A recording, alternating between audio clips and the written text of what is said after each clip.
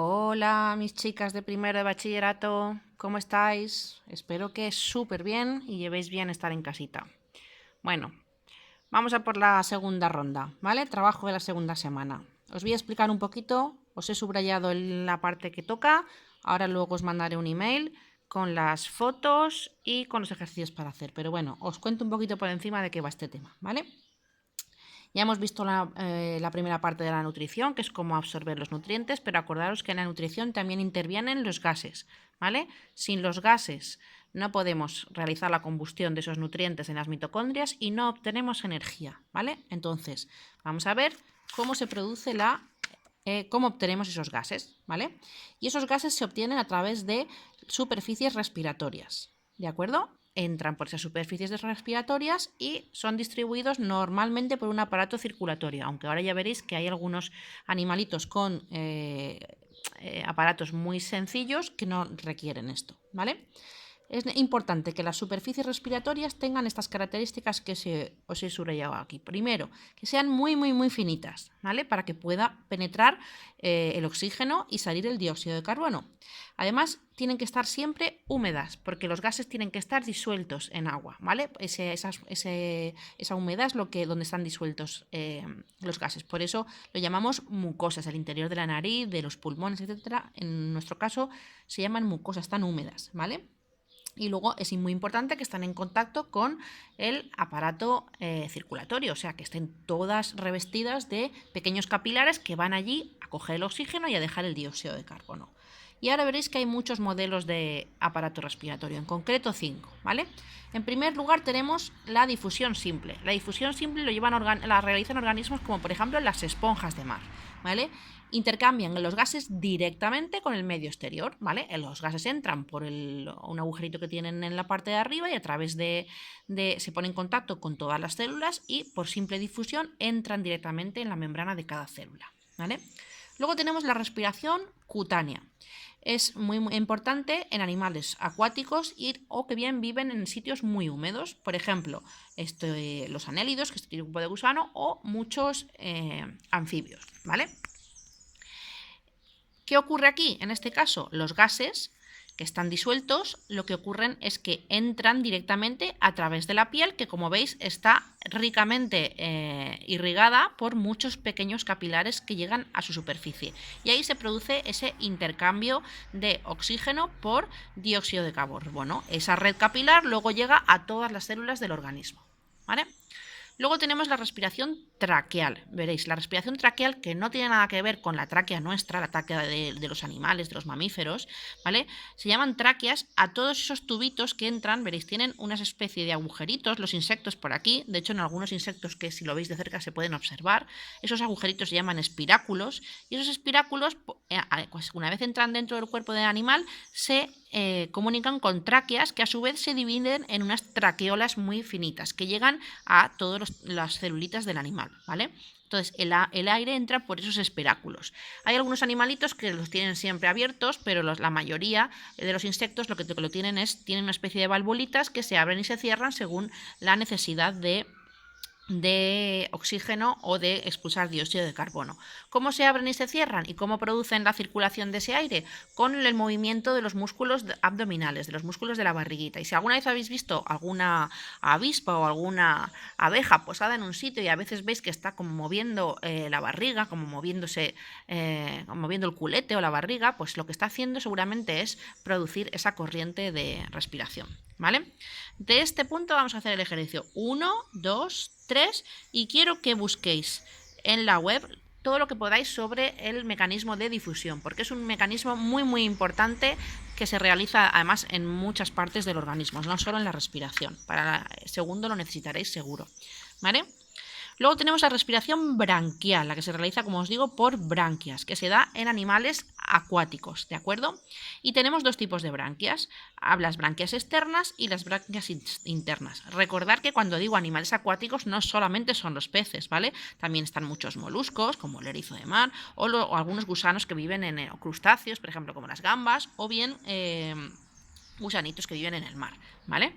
Hay también las larvas de los insectos también respiran por branquias, ¿de acuerdo? Las larvas de los insectos respiran por branquias y luego cuando ya pasan a la fase de insecto, esas branquias desaparecen y pasan la mayoría a la respiración traqueal, ¿de acuerdo? Por eso hay unas branquias externas, que son más típicas, como os digo, de esos insectos en fase larvaria, y también hay unas branquias internas. Las branquias externas tienen un problema y es que como necesitan coger el oxígeno del agua, que además en el agua el oxígeno hay muy poquito, está a una muy baja concentración, ¿vale? Esos animalitos tienen que estar en constante movimiento, ¿vale?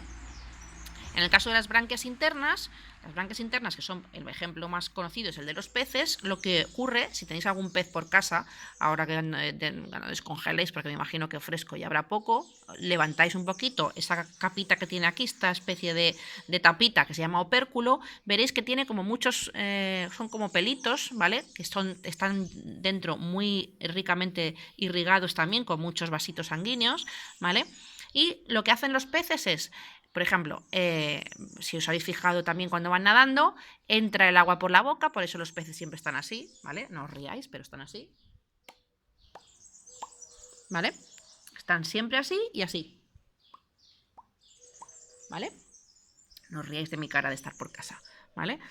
Entonces, entra el agua por la boca, por aquí, y sale por el opérculo. Por eso están siempre abriendo y cerrando la boca para que entre agua y abriendo y cerrando ese opérculo, y así producen esa circulación del agua y por tanto de oxígeno, que al final es lo que importa, ¿vale? Que llegue el oxígeno a esas branquias y poder absorberlo, ¿vale? Y luego por último tenemos la respiración pulmonar. Probablemente Cristina ya os lo ha explicado súper bien, así que yo solo voy a hacer un repaso rápido, que no quiero hacer tampoco el vídeo muy largo, ¿vale?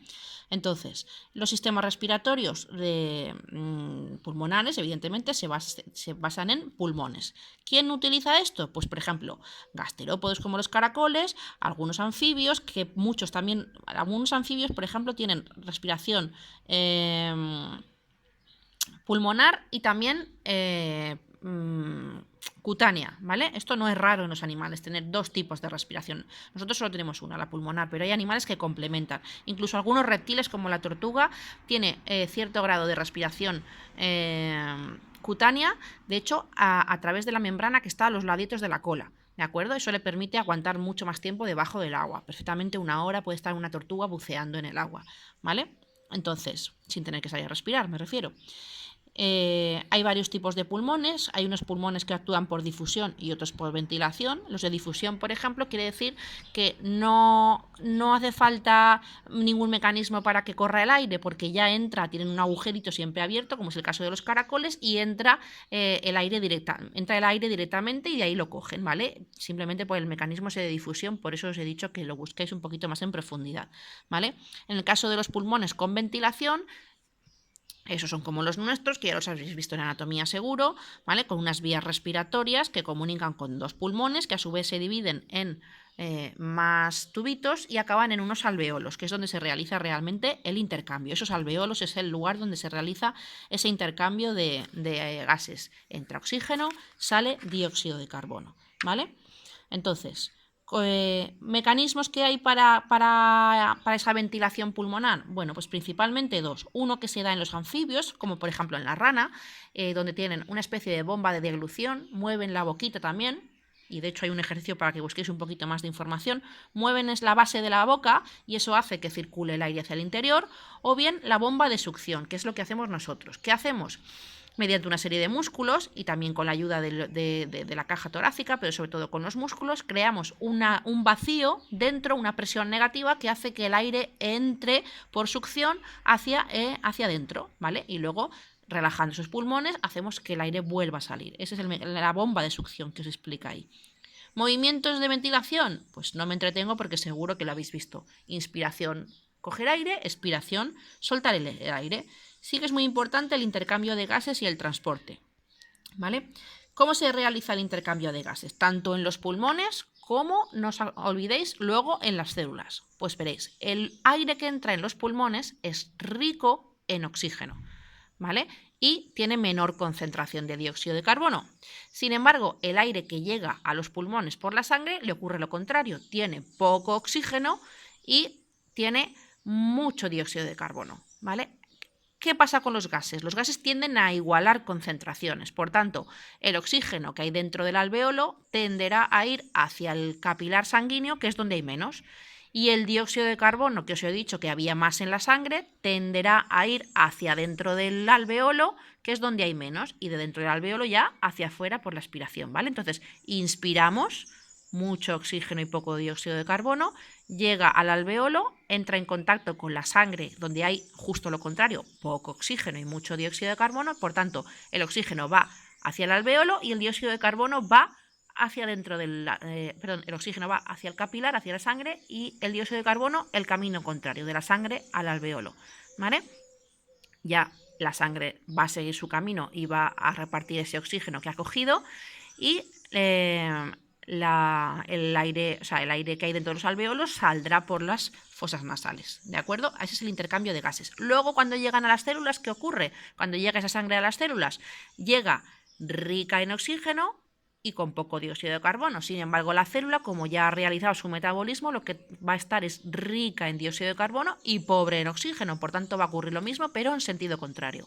Va a entrar oxígeno a la célula, va a salir dióxido de carbono a la sangre para que se lo lleve, ¿vale? Hasta los pulmones, ¿de acuerdo? ¿Y cómo se va a transportar? Pues miráis, el oxígeno unido a la hemoglobina, que es un pigmento respiratorio de color rojo, que es lo que produce ese color rojo de la sangre. Él está en los glóbulos rojos, en el interior.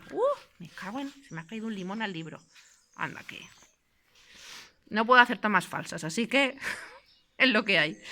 Y el dióxido de carbono, lo que va a ocurrir... Lo siento, ya me han dado la risa. El dióxido de carbono, lo que va a ocurrir es que va a viajar de tres formas, como veis, formando un ion bicarbonato, y acordaos que vimos el tapón bicarbonato hace ya ahora un mes o 2 meses, ¿vale? En combinación con la hemoglobina también, aunque en menor grado, y también simplemente disuelto en el plasma de la sangre. Viajará hasta los pulmones y de ahí fuera, ¿vale? De aquí vamos a hacer el ejercicio 12, 13, 15, 16 y quiero que busquéis un poquito más sobre la ventilación de la rana, ¿vale?